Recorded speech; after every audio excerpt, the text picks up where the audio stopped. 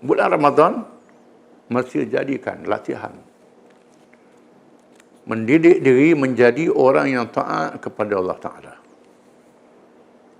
Patuh pada perintah Allah Ta'ala. Mengerjakan taat dan meninggalkan larangan Allah Subhanahu Wa Ta'ala. Disebut, inna sawma nisfus sabri. Sesungguhnya puasa itu separuh daripada sabar. Wat-tuhuru syatrul iman. Kebersihan separuh sebahagian beriman. Kalau kebersihan sebahagian beriman, puasa sebahagian daripada sabar. Sebahagian bersabar itu duduk dalam ibadat puasa. Yang penting kita mesti berpuasa dengan beriman. Ikhlas kerana Allah Ta'ala. Untuk mendapat fadilat. Sabda Rasulullah SAW, man sama Ramadana imanan wa ihtisaban, ghufira lahu ma taqaddama min dhanbih. Sesiapa yang berpuasa Ramadan dalam keadaan iman, percaya wajibnya puasa itu daripada Allah Ta'ala, bukan adat, dan muhasabah diri kerana Allah Ta'ala untuk membentuk diri kita sendiri. Kita tunaikan hak-hak puasa itu dengan betul. Diampunkan dosanya. Walaupun ada ulama mengatakan dosa-dosa kecil, dosa besar berhajat pada taubat. Walaupun namanya dosa kecil, kalau banyak, besar juga. Laksana bukit merupakan kumpulan batu dan debu yang kecil, yang halus, jadi bukit. Dosa kecil juga kalau banyak, jadi bukit, besar juga. Seorang sahabat mengatakan, dosa yang kecil hilang dengan kita menjalankan ibadat. Dosa yang besar hilang dengan, tak boleh dianggap kecil, dosa kecil itu kan jadi besar juga.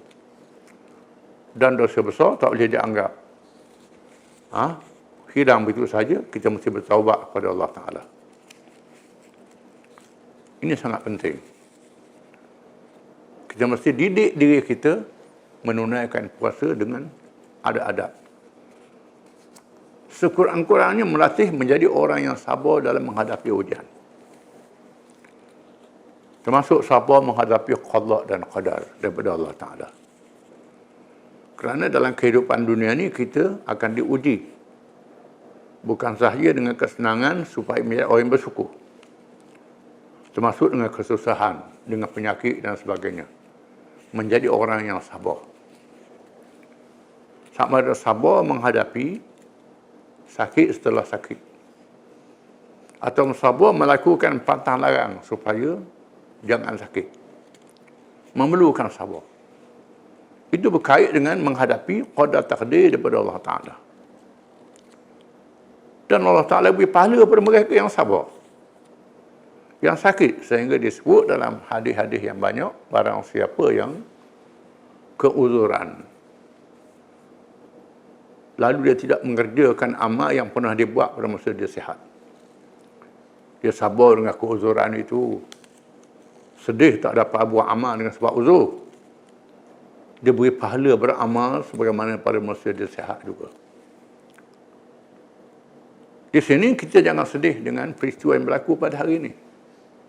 Wabak corona yang melanda dunia. Kita dilarang daripada sembahyang berjemaah, dilarang daripada sembahyang bertarawih, dilarang daripada sembahyang Jumaat. Larangan untuk menolak mudarat yang dinyatakan oleh mereka yang pakar dalam ilmu itu, yang kita kena percaya, mereka yang pakar. Menjatuhkan dalam mudarat diharamkan oleh syarak. Sehingga perkara yang haram pun dihalalkan kerana nak tolak mudarat. Perkara yang wajib ditinggalkan kerana nak tolak mudarat itu diganti dengan kemudahan, rukhsah.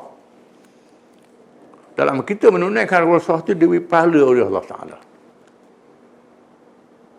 Kalau orang yang uzur tidak boleh beribadat kerana dia sakit, diberi pahala macam dia sihat juga. Begitulah mereka yang dihalang daripada pergi ke masjid. Dihalang daripada sembahyang jemaat, dihalang daripada menunaikan jemaah dengan sebab larangan-larangan itu. Dia beribadat juga di rumah, mengambil rukhsah yang diberi Allah Ta'ala, beribadat di rumah. Dengan dia sabar menghadapi ujian itu, jangan dia sedih dan duka cita. Kalau dia orang Islam, orang beriman, diberi pahala oleh Allah Ta'ala. Macam dia pergi masjid juga. Kerana kebiasaan masa dia sihat, dia pergi masjid. Tiba-tiba dihalang oleh larangan itu, diberi pahala oleh Allah Ta'ala. Dengan syarat dia sabar menghadapi ujian itu dan rindu pada masjid, rindu pada jemaah, rindu pada Jumaat. Rasa rindu dia. Tidakkah mereka yang rindu, yang berniat nak buat suatu perkara yang baik, diberi pahala oleh Allah Ta'ala? Bila dia buat, digandakan pahalanya. Tetapi ada halangan, diberi pahala yang berganda dengan sabarnya. Di sini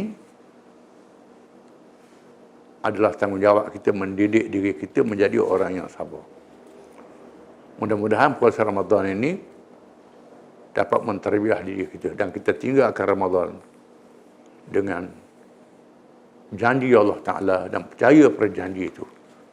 Janji diberi pahala dan janji membentuk diri kita menjadi orang yang bertakwa kepada Allah dengan sifat yang terpuji dan meninggalkan sifat yang keji.